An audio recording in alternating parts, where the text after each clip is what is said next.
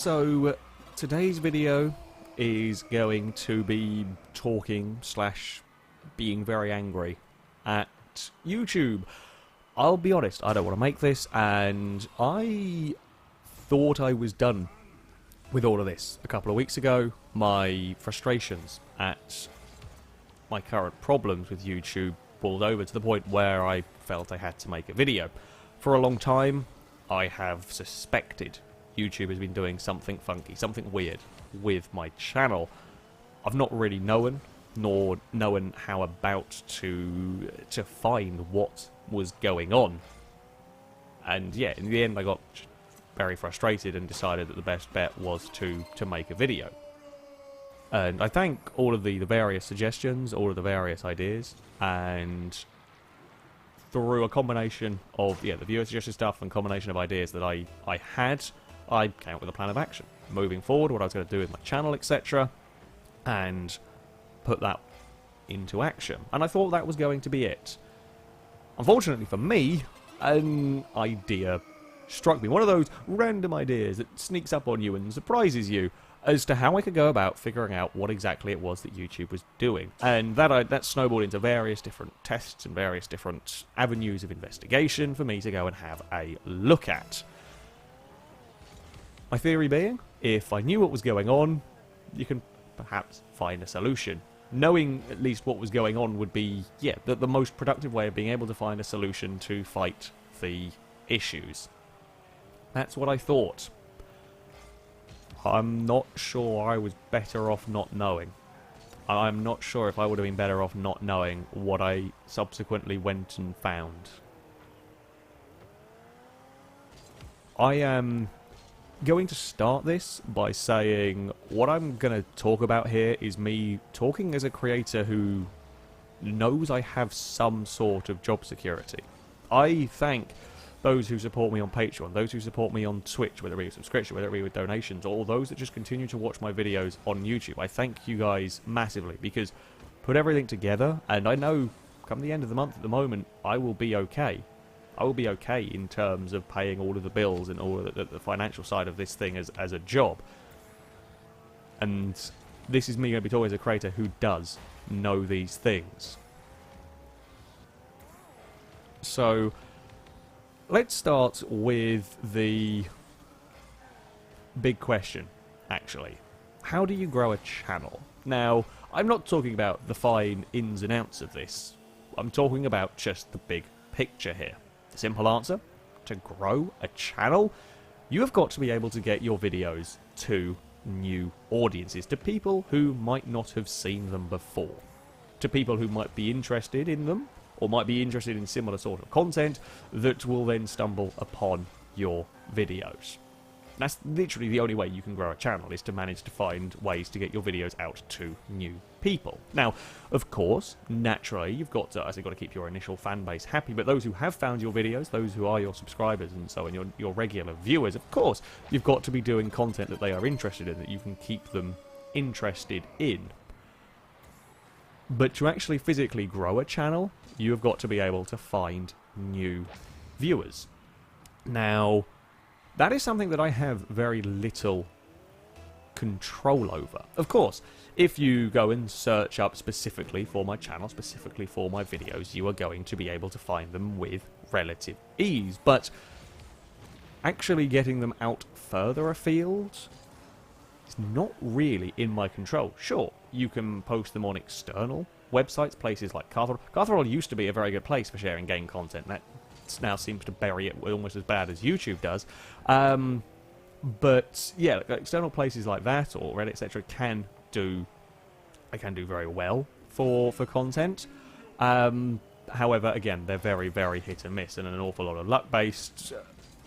YouTube itself, promoting videos as suggested videos, is the primary source of all of this, and it has long been a belief, long been a theory that when things start going wrong, when channels suddenly start struggling, the reason for this is probably because YouTube has stopped putting your videos as recommended, stopped putting videos of yours as suggested.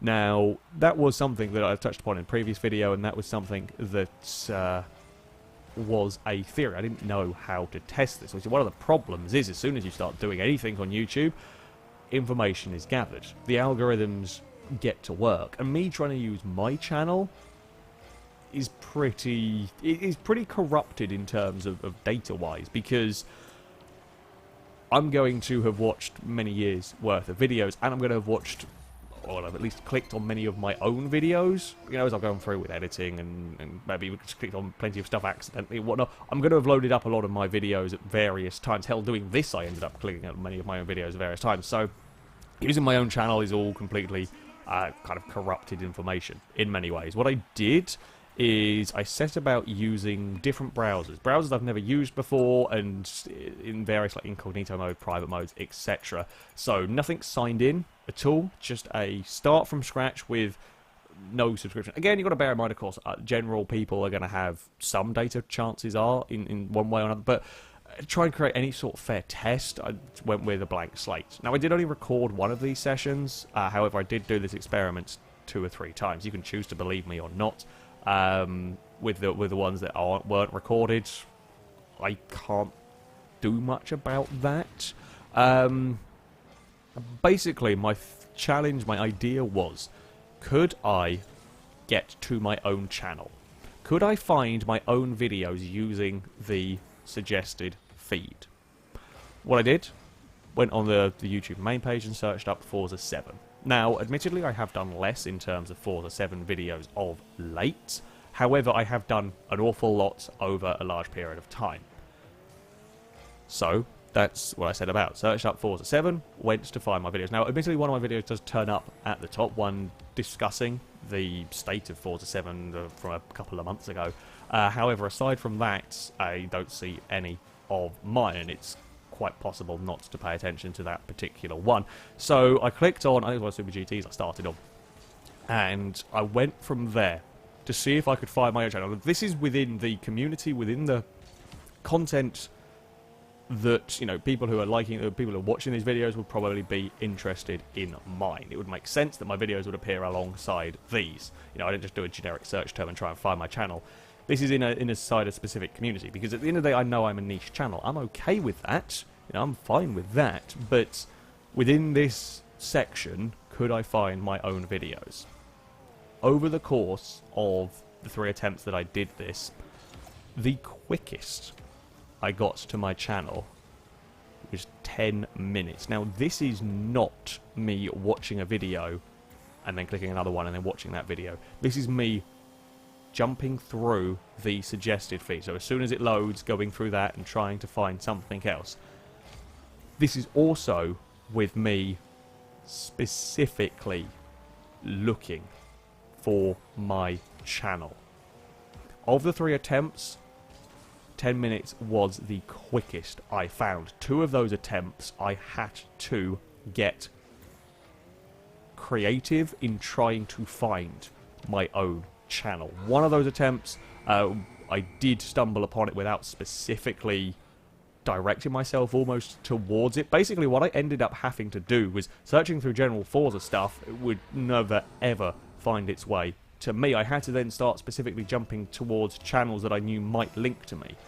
So, after a while of cycling about, I jumped back to Super GT, the theory being that we might be able to get to JSR Devon, we might be able to get to Johnson, which is in the end how I did things. I had to go from Super GT to Devon to Johnson. I actually found Johnson's videos of our FailRace versus the community events and the challenges I did with Johnson on WRC 6 before I found my own videos. Before I could even get to it. And I got to my videos because when I saw them I started going down that route again. I had to specifically be looking for my own channel to find my videos. Now, that starts setting off alarm bells. After 15 minutes, 10-15 minutes of flicking through the suggested feeds, when you have to start getting absurdly specific to stand a chance of finding my channel, well, you know what? That might be why there is a problem here. Now, this got me thinking, again, trying to do this as statistically as possible. Try, as much as I have a nice overactive imagination, as much as I don't want to go down too many hyperbolic, metaphorical, etc. lines, trying to think analytically here, I then started trying to work out why my videos were now not ever appearing in suggested feeds. And then I stumbled upon some very, very peculiar things. One in particular really got to me. Now, of course, how you tag videos, how you do descriptions of videos, thumbnail images, all of that, title videos, etc., are probably going to make a difference as to how the algorithms read them, how the algorithms promote stuff, suggest stuff, recommend stuff, and so on. However, I came across two videos, well, one specific video in this. It was a Horizon 2 rally car build. Now, this is a relatively old video, however, the point still stands that I'm going to make here. The Horizon 2 rally car build video was driving a Dodge Charger around Storm Island. That video got about 110,000 views. The video that came next in the series, 9,000.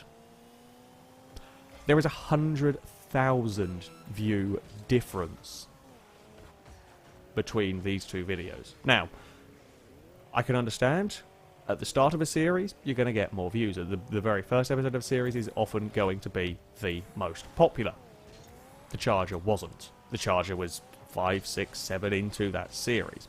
Storm Island was a new DLC at the time. When I started the series, the Charger, while it was still a newer DLC, it had been out for a little while. And let's not forget, the next episode in that series came out 2 days later. There is only a 2-day difference in the age of the DLC, and that is not enough for that to be a issue, a factor.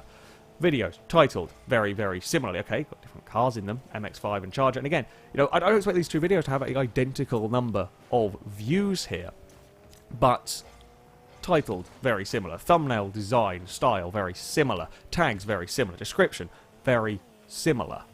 These videos would appeal to the same audience, and yet the Charger video, that's the one that did massively well.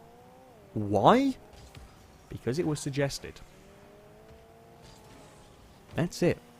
The number of views from that, because it was a suggested video, huge. Because that video was suggested, because that video was recommended, it does 10 times better than a similar style of video. Than a video that would interest, I suspect, similar people. 10 times better. With something that I have no control over, because for all intents and purposes, they are styled in the same way. Again, maybe a Charger is a more interesting car than an MX-5. That's, again, fair enough, but such a massively stark difference. It's ridiculous. And there is a very similar story, very similar cases with the Silly Car Build series. Again, a Mercury Coupe video did astronomically well and nothing else did. Admittedly, that was the first one in a series. Horizon 2 was very new. Actually, the Mercury and a Ford Capri Silly Car Build video, both of those did massively well and nothing else in the series. Again, like 10 times better. And all just because they were suggested videos.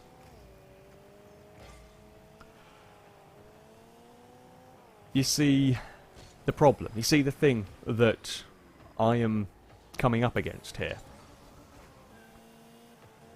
I can't hope to fight that. I can't hope to work with that information when, for all intents and purposes, one gets randomly promoted. It gets more confusing than that, though, as well, when we start talking about suggested videos. Again, two fairly similar ideas, two fairly similar video concepts, shall we say. Focusing on Assetto Corsa this time. We have a video in which I went rallying with a Formula 1 car, and we have the FailRace Festival of Corners. Both about modded cars, modded circuits on Assetto Corsa. Rallying a Formula 1 car, 220,000 views. FailRace Festival of Corners, 18,000.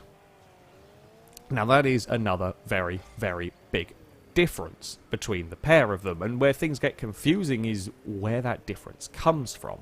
You see, for whatever reason, despite the fact rallying a Formula 1 car is a video from 2015, mid-2015, that video is my second most watched video in March. I'm using March because that was the last complete month for YouTube data. That is my second most watched video in March. Now, that is not because the video was newly released. That's because, for whatever reason, in the last couple of months, that video YouTube has just picked out of random and decided, you know what, let's go and promote that.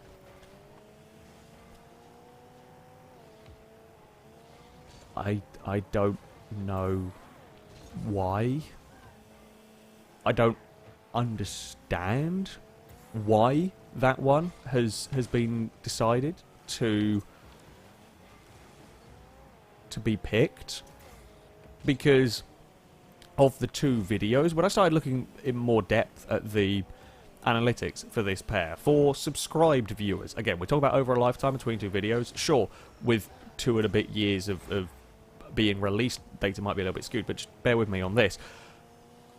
For subscribed viewers, so these are viewers that are already watching my channel, the views for the F1 car video is at 24,500. The views for the Festival of Corners is just shy of 13,000. Now, there's a difference between those, of course. However, the non-subscribed views for the F1 car, near enough 200,000. The non-subscribed views for the Festival of Corners is at 5,000. Now, it is very plain to see why the F1 car video is doing well, because it was suggested, because it was recommended. But I don't even know why that is the case in particular on that one. If we look at the overall watch time, despite the fact it has over 10,000 less views, this is just from subscribers again, so from my fan base, if you like. The Festival of Corners video has a greater watch time in terms of minutes watched than the F1 car video. Not by much, but it is. It has a greater average view duration as well. It has more comments, it has more likes. And yet, despite all of that interaction and that better performance, it is a 2-year-old video that's the one that suddenly gets promoted. Now, this is not from either an external source. This is not that some webpage, some big webpage picked up that F1 car video. This, because I can look at the analytics and I can show you that it isn't. This is straight up from being a suggested video. And it is in the last couple of months where it's suddenly, I mean, it was a little bit earlier as well, but it's just skyrocketed for no reason. And these are videos that are very comparable. Again, these will appeal to the same audience, but one is being given no chance whatsoever. Now, I have also, again, further done this comparison, BeamNG Drive videos. Again, I'm using the most stark and the most obvious of comparisons, but a very similar story emerges when it comes to car mechanic simulator videos. There's an RX-7 junkyard find video that I did that is my most popular car mechanic simulator one. And when that initially came out, I remember the first week, the first few days that was out, when that was at the top of my, channel page, or at the top of my video manager page. That did okay. It didn't do astronomically well. And a couple of weeks, 2-3 weeks later, suddenly it just skyrockets. I didn't even know it was skyrocketing until I saw it start getting sort of stacks of comments appearing on that one that was old, just because that was being suggested. And then later car mechanic simulator ones don't. And again, I reiterate here, these are similarly tagged, similarly styled videos. They will appeal to similar audiences. Now, of course, I understand car mechanic simulator ones, well, once people have seen it, cars built and restored a few times, yeah, they're probably not as interested further down the line. The Assetto Corsa ones, while being on the same game and about cars, they are very different subjects. The Forza Horizon ones, yes, we're still building rally cars, but I'm having a suspicion here, pretty damn strong suspicion here, that it's not... Again, I can't have the data for how many people saw a video but didn't click on it. That's not something I have any information whatsoever, but just the sheer vast gaps suggest to me that most videos just aren't being ever recommended. They just aren't getting out there as a recommended video anywhere. Now that was bad. When I saw all of this, that was bad, because that is stuff that I really do not have control over. And then it got worse. So I was noticing these differences in the kind of views from subscribers. Again, there's always going to be differences. Certain stuff that I do will appeal to different sort of people. Fair enough, you know, that's how it is going to be. I'm okay with that. But I was curious to know if I could figure out where these differences were coming from, if there was a rhyme or a reason to them.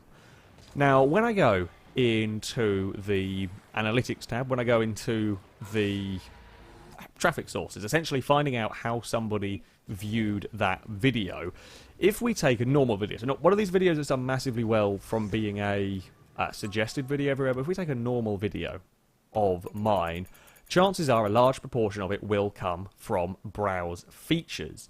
Now, this means homepage, this means subscription tabs. And I figured, or I initially thought, that when a large number comes from browse features, that meant that was talking about subscription tabs. That the large number was coming from people finding the video because it appeared in their subscription feed. I was wrong. I was very wrong. You see, I learnt that the one feed that I have the slightest input over, as in, I upload a video, I know chances are it'll probably go to the subscription feed. That is the one feed that I have any sort of input into is useless. Why? Let's take a look at a GTA 5 Tsunami video, GTA 5 mod. Okay, that is my most popular video of all time. Okay, it's up at 900,000 views, or near enough to that. So, done very, very well.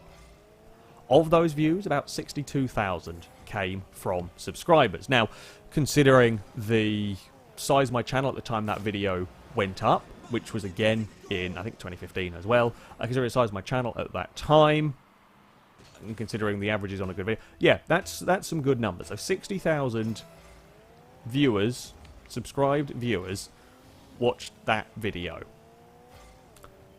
Take a guess how many saw it from the subscription tab. 5,300. The one feed I have an input on. 5,300. Less than 10%. Now, what does this mean? This means that every other view on that video, the other 90% of views that came to that video from my fan base already, discovered it from homepage, which was 23,500 because it was on their YouTube homepage. And the majority of the rest came from it being a suggested video. This is my own already subscribed viewer base. Find it because it is suggested on the homepage or as a suggested video. Now, of course, I'm not saying that some of those viewers wouldn't have found it via the subscriptions tab if it hadn't appeared on their homepage. But the sheer differences here are immeasurable. To put that into some sort of context here, the first of the Driver's Paradise mod videos that I did on GT5 a week or so ago, that video has got some 13,000 views on that. From my subscribers, those who discovered it from the subscription tab, 3,600. 3,600 discovered that because of the subscription tab. 5,200 discovered that on the tsunami video. There's not a massive difference in that. One's a 900,000 view video, one's a 13, 14,000 view video. There are, I have no doubt, many videos of mine that already subscribed people have no idea about, that they never know was released. Because I know full well from people I have talked to that a lot of people don't necessarily use a subscription tab. Personally, I do. When I load up YouTube, that's always what I load it up to. A lot of people will load up the homepage. And if that homepage with the recommendations from the channel you're subscribed to, you know, the suggested videos essentially that are appearing on there, if your channel is getting screwed over there, your own already viewer base won't know about it. Again, some 30,000 views near enough only found the tsunami video from it being a suggested video. Already subscribed viewers found it because these algorithms chose that video to promote. Now, I've heard from various sources that I have seen certainly a lot more aggressively posted at other creators with grievances with YouTube. Various people along the lines of, well, a bad workman blames his tools, you know, it's not the issue, it's not the platform's duty to deal with this, and generally a case of, if you don't evolve with the times, you'll get left behind.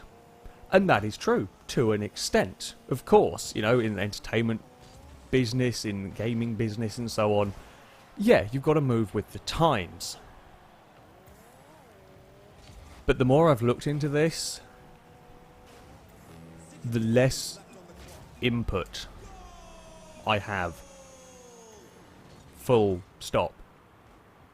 I don't know how to move with the times when a 2-day difference between videos generates that difference. 10% or 90% gay, etc. Well, however you want to phrase it, that's absurd. Nothing I do matters here. Nothing I do in terms of content, thumbnail images, descriptions, none of that matters whatsoever. And they are the only things that I can change. I can't change the algorithms. I can't do anything about those.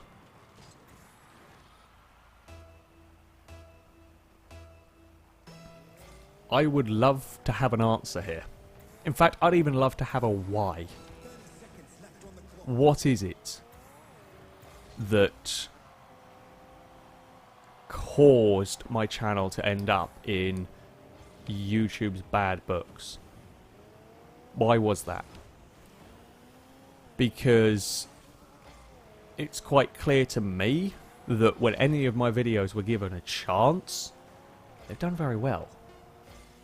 When any of them were given a chance, they haven't had suddenly huge amounts of dislikes and negative feedback. Everything's done well.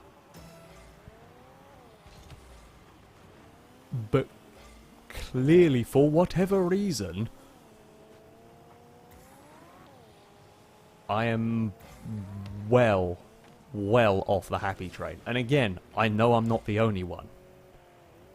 You may be sitting there thinking, well, why would YouTube care? Why would YouTube care about my channel? I am not a particularly big channel here. Why would they give a crap about what happens to me? Okay, sure. From a business standpoint, yeah, it doesn't. I'm pretty irrelevant in the eyes of YouTube. However, bear in mind that there are a lot of channels like mine in trouble. There are a lot of channels, especially gaming ones, and I can only speak in this small sector because this is a sector that I am aware of, that I know of a little bit. A lot of gaming channels are leaving YouTube. A lot of gaming channels are going to Twitch, and this is not just ones like mine. I'm talking about much bigger ones. Take the Yogscast, for example.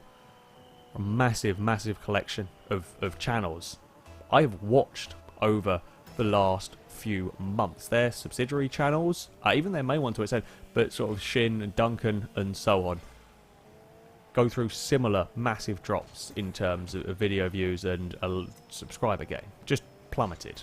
I would be willing to bet, of course, I don't have access to their analytics, but I'll be willing to bet it's because of a very similar thing, because they're just not getting suggested, they're not getting recommended. You know what they've done? Focused heavily on Twitch. The whole network, the whole group of channels, if you like, focus heavily on Twitch. That's a big group of channels. We're talking 2 million subscribers on most of the subsidiary channels. Their main ones, I think, over 5 million, well over 5 million. And even they are wanting to go to Twitch. So, yeah, it's bad for everyone there. It's very bad for everyone there. There are no winners in this, apart from, I guess, the channels that do happen to end up on the suggested lists. Maybe you don't think I deserve success. And maybe I don't. The fact of the matter is, when I was given a chance, I proved how successful my channel could be. When YouTube algorithms gave it half a chance, it did well. So, I don't know what more I have to do, and I don't know more what I can do. What is going on with my channel and what is affecting many other people? This is not how you destroy a channel. This is how you destroy a creator. This is how you obliterate motivation, how you eviscerate creativity. I am fortunate here. I'm fortunate that because of the support from you guys on Patreon, because of the support with Twitch, I can continue. I can continue what I'm doing. I'm sure there are many creators who won't. I'm sure there are many channels that won't. And even then, there are times in all of this where I'm going to horrendously struggle with motivation, just simply getting up in the morning and starting trying to work on this stuff, knowing that what I am doing with that video doesn't matter how good it is. Doesn't matter what content it is. Doesn't matter if it is the best video I've ever made, knowing that YouTube is going to strangle the life out of it. That's still tough.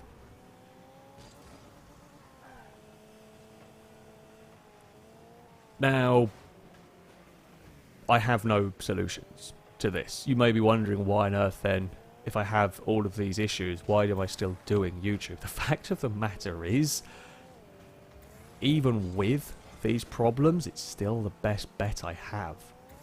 You know, the hope that suddenly something will start working again, the hope that, much like with the Car Mechanic Simulator videos that suddenly found their way onto the algorithms, is, as much as I try, you gotta live in hope that maybe, just maybe, I can turn something around. Because there isn't another platform out there, not in terms of video content, really. And I like streaming, don't get me wrong, I like live streaming, it's good fun. I do also like editing videos, I like being able to put together videos, and some of the stuff that I like to do, some of the stuff I like to film, challenges and whatnot, don't work very well as a live format. Some of them have got to work better as a create a video of. So, yeah. You will have noticed that this is a lot less shouty and angry and sweary than the last one, despite this in many ways being worse. And I was very angry. As I said, I walked out of my house at one point when doing this. I walked out of my office a lot. I think I've gone past anger now with this. It's sadness. It's pain. That's what you get with this when you are constantly being told that what you do doesn't matter. What you do is irrelevant here. I don't expect success to simply be given to me. I work very hard when it comes to making videos, and neither do I ever expect my channel to end up on the front page of YouTube, to end up on the trending pages. I know what it is that I do. I have a niche market appeal, if you like. And that's fine. I'm more than okay with that. What I had hoped is that I would be given a fair chance. Not much that's come up here has shown much fairness here. Every opportunity, every smidge of opportunity has been taken where I can. Every time a video has stood a chance, it's done well. And I don't know what more I need to do to prove to the algorithms that my channel is worth something. My channel is worth someone's time. I mean, the various examples of videos spread out over a number of years. The car mechanic simulator stuff that did get suggested, did get recommended, did stand a chance, that was from, well, ranging from sort of 3-4 months ago to 6 months ago. Some of the other stuff goes back a couple of years. I am, yeah, in a confused and disheartened predicament. Now, I could end the video on that note. I'm not going to, though. You see, I am a stubborn bugger, and I am determined to find a way to beat this. I don't know how. I really don't.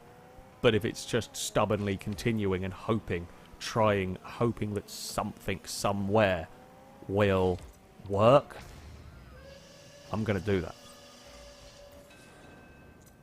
Likewise, there is clearly a audience out there, and I have a very dedicated fan base, and I will continue to produce content.